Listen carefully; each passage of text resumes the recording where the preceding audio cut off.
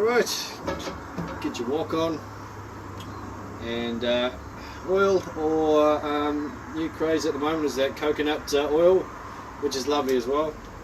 So throw some in, smash some garlic in. The great thing about this recipe is you can cook the crayfish and it won't be overcooked, because I find when people boil them they don't know how long to boil the crayfish, and some come out undercooked and some overcooked. So with this one here, it's very quick. Pretty much as soon as the shells turn orange, everything else is pretty much cooked. So we're just cranking up oil here. As you can see, zoom, zoom, zoom.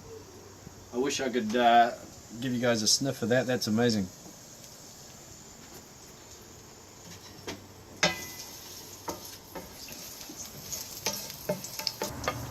Alright, you ready?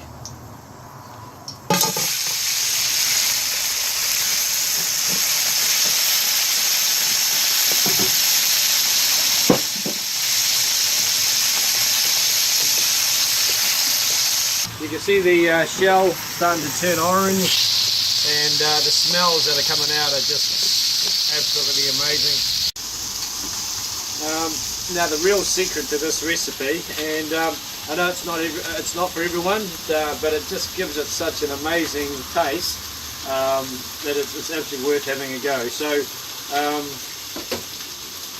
Parmesan cheese, mainland Parmesan cheese, can't beat it.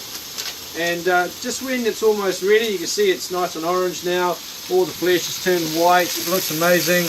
Just grate some on. And I bet you people will be licking the shells as well as the meat inside when you do this.